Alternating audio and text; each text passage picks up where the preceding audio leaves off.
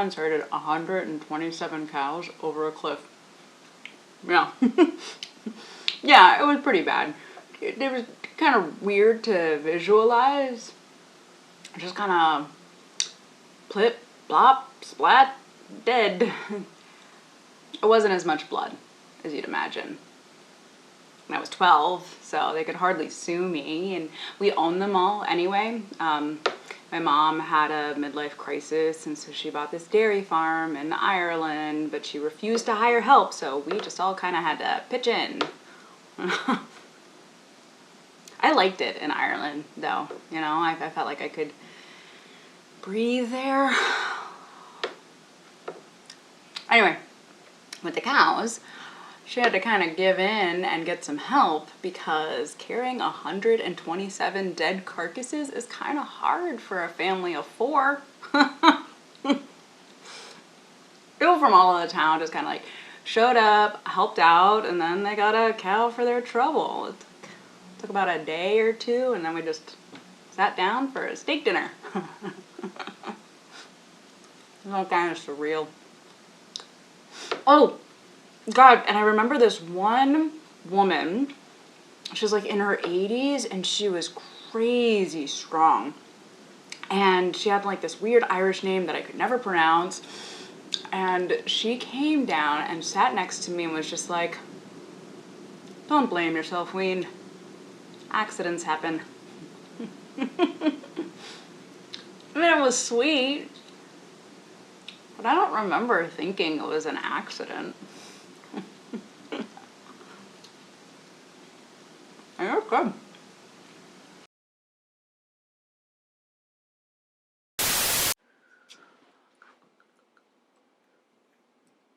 Hey, get the fuck over here. I'm serious. I don't give a shit what you're doing. No, I don't. You're making bread? What kind? No, I mean, Jesus. Casey, okay, whatever. Fine. Yes, it sounds delicious. So just come over here and bring the bread and call Linz and Mike and Misha while I call Ral and Amber and... Because it's a fucking emergency and I need everyone over here right fucking now. Are you even listening to me? Get here now because there's a small Victorian girl trapped in my mirror and I don't know how to get her out. I conjured her yesterday and she keeps whispering veins or maybe grains every time I pass the mirror and it's freaking me out. Wait. Grains! She wants the bread as an offering! Casey! Bring the fucking bread. Just bring the bread. Bring the motherfucking bread or I will actually probably die. Unless she's saying veins. And... oh my God. I have to make a blood sacrifice, don't I? You think I could sacrifice an animal? No, not like a cute one, like a pigeon or a rat or something. You know, I can't die as a sacrificial offering to Adelia. Oh yeah, her name is Adelia, and she's cute as fuck, which makes it even scarier, honestly, and I need everyone here immediately or I am gonna jump out the window and... Casey? Casey, hello? Bread!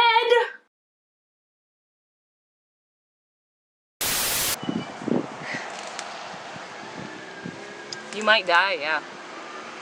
But what are you gonna do? Go back to your country? Oh, you thought because I'm a lady farmer, I'm supposed to be nice? People need to eat. Why you came here in the first place, yeah? Your family needs to eat. I need to eat. Everybody needs to eat. That's the whole fucking point. The only thing that's gonna happen is I sell all this fruit. All this fucking fruit that I can't pick by myself. Wish I could. Wish I could do it all myself and still send you your pay so your family could eat and I could eat and everybody could eat. But wish I could solve world hunger, but I can't. Government's shoring up visas so no one else is coming. Government said they send relief, but I don't need an extra $1,000. I need hands. None of the locals are coming out. They're too scared. Don't blame them, but that helps me fuck all. So this is it. You are it. So yeah, you might get sick. I might get sick, and I don't know what happens then. I guess all this food goes to waste. But listen, I'm just trying to help, do my part. But I guess Helping some folks means fucking over others. And I'm sorry, that's you, but that's the choice I got. Listen, I'm sorry. I don't mean to be an asshole. But I don't know what else to do. I guess I'm just scared.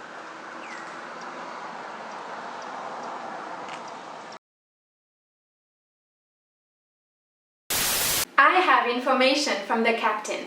First, there is nothing to worry about. Everything is fine. This is the best flight in history. Second, he wants to make it clear that this is not his fault. The blame goes to TikTok, Jeff Bezos, and Rosie O'Donnell. The giant hole in the back of the plane was already there when we took off. Besides, first class is the front of the plane, so don't worry. Enjoy the enhanced airflow and hold your armrest tightly to avoid being sucked into the void. Oh, the captain has turned off the seatbelt sign because seatbelts make him look fat. That means you can also unbuckle your seatbelt. The suction is intense, but it's your freedom. For your protection, a wall will be built between first class and coach.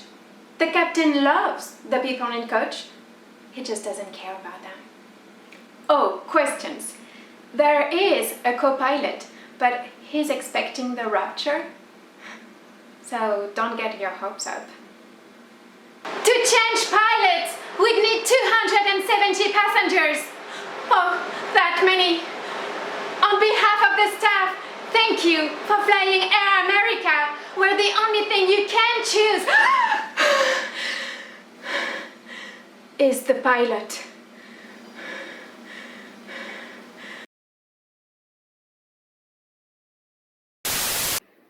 Oh, you startled me.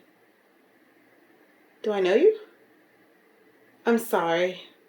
Don't be upset if I should know you. I don't know if you heard, but I took a bit of a tumble recently, and my memory hasn't been all there since.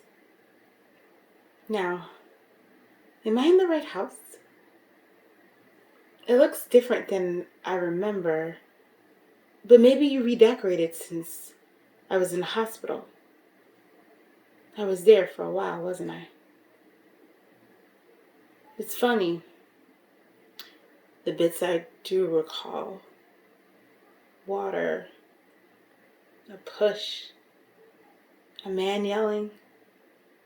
Say, you weren't there too, were you? You seem so familiar. Anyway, I left the hospital and my two little feet brought me right here. Isn't that funny? We must have been real close before I got my amnesia.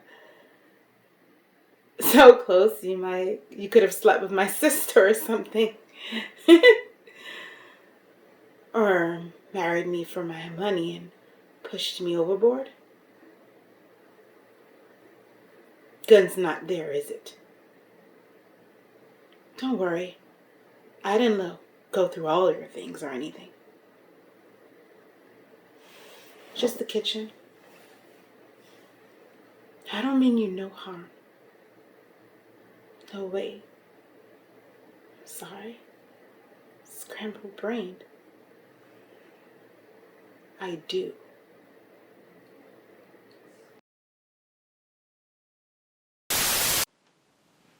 You're thinking of the obvious.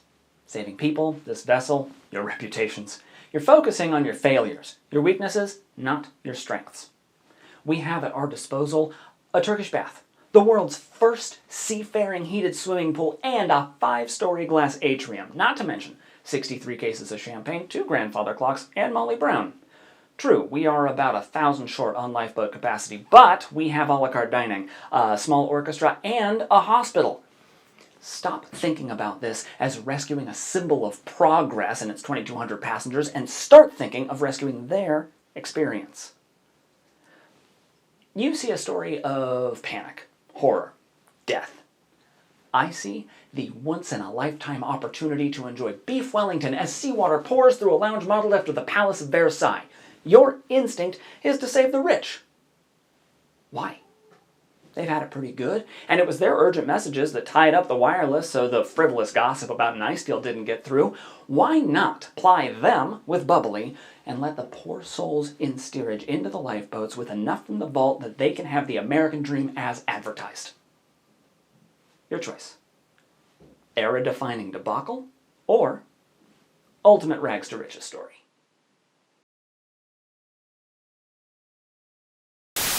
I will not. I will not. This is embarrassing. This is not who I am. Do you hear me? This is goddamn fucking ridiculous. I have a life. Oh God. I had a life. You know, I used to do $1 a pound. 25 bucks after tip. They'd pick up my blob and deliver a tight, perfect square of sweet smell. I barely even put it away. I'd spend the week picking my shit out of the cube. Now, all hands on deck just means do it your way, you. And I'm separating, okay? A detergent for whites, delicates, brights, the machine dial, permanent press, don't dry this, hang that up. I have to fight wet sweaters to get them flat. I hate them. I'm glad it's hot out. Socks? You gotta see a psychiatrist about that. You pair them, push them inside of one, and make a sock ball. Done. Throw them in the drawer. It's what you do. Not fold them into quarters. Stretched out? They're socks. Socks. Socks. I'm furious. I'm embarrassed. I had a life. And I know I shouldn't. I know he doesn't. I miss him. I'm exhausted. I'm gonna go to bed. I love you, Mom.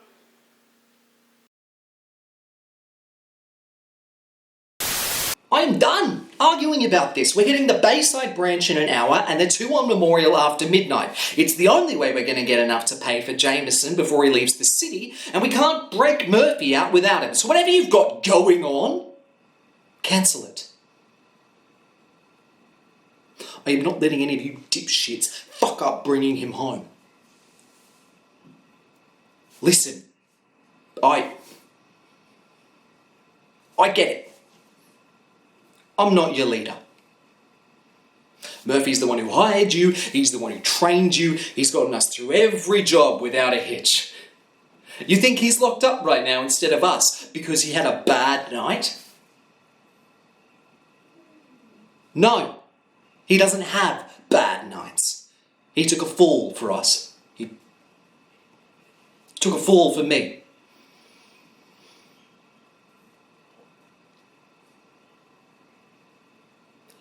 And the debt means something to me.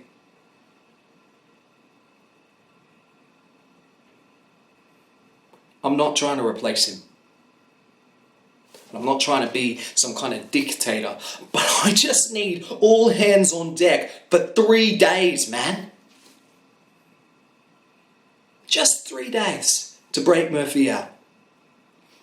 And if it's the last goddamn thing I do, I am going to save my captain.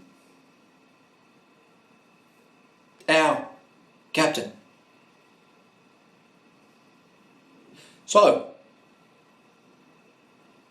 3 days. Not for me. For him. Don't read shit into that, man. It's just a slip of the tongue.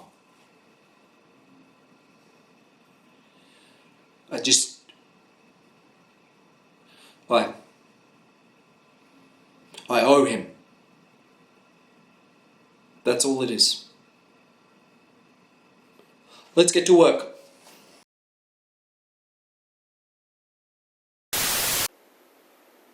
Oh no, don't open that. It's fragile. It's just a music box. Just a music box. Used to be Mother's. But you know whose it was then. Annabelle's. Yes, our daughter. Our daughter who wandered into traffic. But we do not live on a busy street. Well, you! Did you think I didn't know? Had your way with my sister. My sister! While you were supposed to be watching our... Just put down her music box. I cannot stand to watch you. It doesn't open that way. You are going to break it. Please stop. Just stop. Just... Oh, you did open it. Did a needle prick your finger? It was a very big needle, wasn't it? I'm sorry, darling. Just the only way that I could be sure to get enough tetrodotoxin into your system to be completely sure that you would die. Tetrodotoxin, darling. Mother procured it. Sister helped, too, with the mechanism. My idea, though. Do you mind if I film you? Oh, they'd like to see this.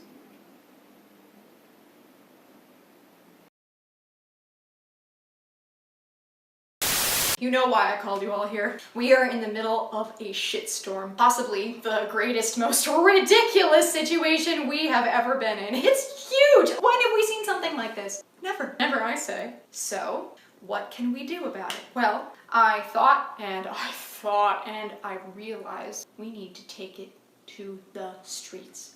We can't continue like this. Our very existence is at risk. You don't understand. Our very existence. We can't go on. No, something has to be done, and we are just the folks to do it. I know what you're thinking. I can't possibly rise up to the most important, era-defining moment of our young lives. Well, I say, you can. We need to take back what is ours. This has gone on for way too long. The lack of leadership is astounding, mind-boggling. If these people can't lead well, then maybe they shouldn't be in office. We have to take back what is ours. If we don't want to order a tuna sandwich or a cheeseburger or even a salad with our alcoholic beverages, why should we be forced to? It's un-American. I don't want to have to order food with my black cherry seltzer, my Pinot Grigio. Absolutely not. We need to take to the streets. We need all hands on deck. Who's with me? Frank, he goes on in 2 hours. Yes, but does he have the speech? Oh, Christ on a cracker, Frank. I'm already late. Yeah, I'm home with the doctor. Yes, but does he... Oh, fuck a blue duck. Hold on. Yes, Dr. Mankiewicz. No worries at all. The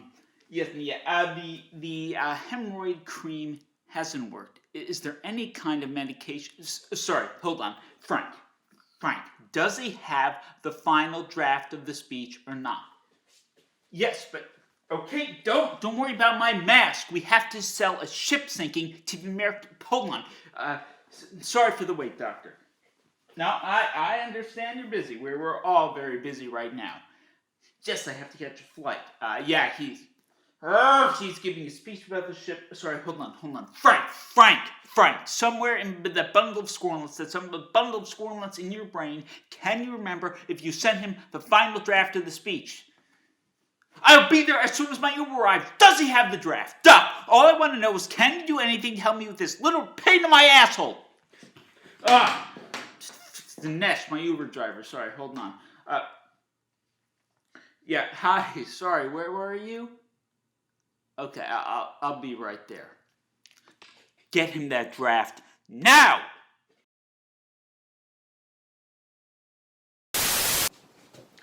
As a man approached us on the street, my wife said, I'm going into a couple of these very cute shops. Okay, I'll be right. May I help you, sir?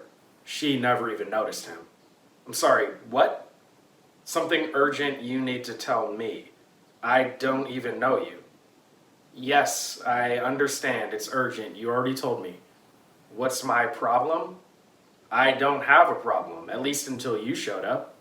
I'm sure there's someone else you can tell. Maybe someone you know. Me. You have to tell me.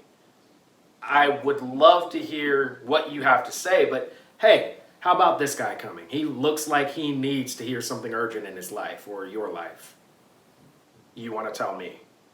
What's so important that you have to tell me out of all the people walking down the street? Because At the moment, there's nothing that I feel an urgent need to know. My wife waved. Okay, honey. He stood at attention and saluted. Excuse me. All hands on deck. Are you out of your... I stood at attention and saluted. Carry on, young man. Aye, aye, Captain.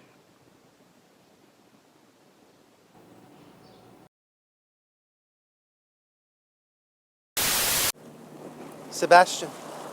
Orsino! Sebastian.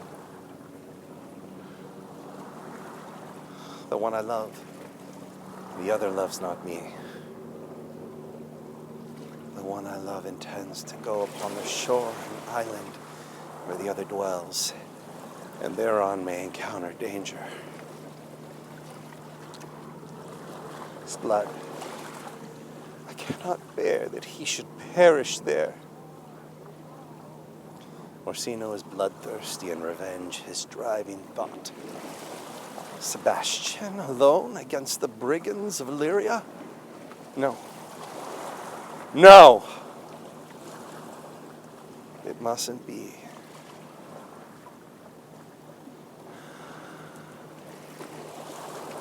I'll follow him. They'll kill me for a pirate if I'm caught, but my friend's safety is my chiefest care. Though death may be the price,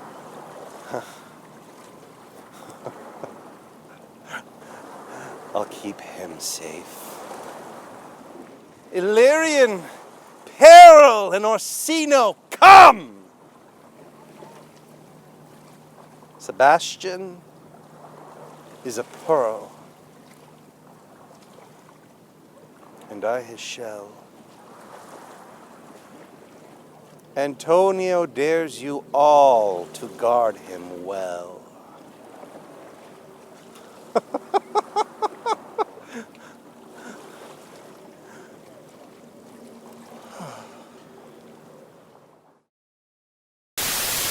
In 5th grade, I was selected to be part of the juggling team for the circus arts, the gym class unit after hip-hop dance, which was basically just doing the Cotton Eye Joe and the electric slide.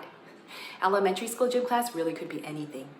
At the end of the 2-week circus arts unit, which felt like months of training for us, we listed our top 3 activities for the showcase. There was plate spinning, scarf juggling, balance beam, free climbing on the climbing wall, circus things. I got scarf juggling, which was a huge insult because everybody knows that real jugglers use these bad boys. I cried, and then the teacher switched me. So the showcase is here, and I go up and I try to juggle, and I can't get past 3 tosses. And on the shameful ride home, my mom asks, Elise, what happened? Did you not practice? And I just looked at her and I say, I just didn't have enough hands, not my problem. But today, metaphorically, you're my 3rd hand. And I know that's silly, but I just can't control a lot of things right now. And I don't know, not to be dramatic, but I just really want to prove that I can juggle at an elementary level. 1, 2. 1, 2, 3.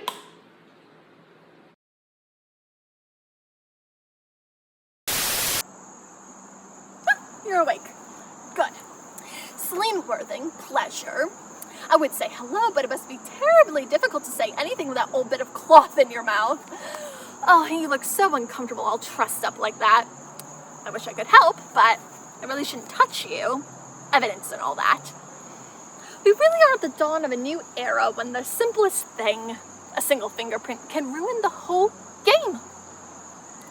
I really can't wait to leave this old century behind, all its petty little hurts. You know a thing or two about hurting, don't you, sir? I mean, I'm sure you hurt very much right now, but I'm talking about hurting other people. Little people you see and immediately forget, whose names you can't quite remember, like Celine Worthing. People in your factories who disappear one day up in smoke, burning alive, screaming, and you rush in to retrieve the merchandise. All hands on deck! This is a disaster! Well, to prevent further disasters, I'm gonna give you something my poor co-workers never had. a choice. How would you like to die?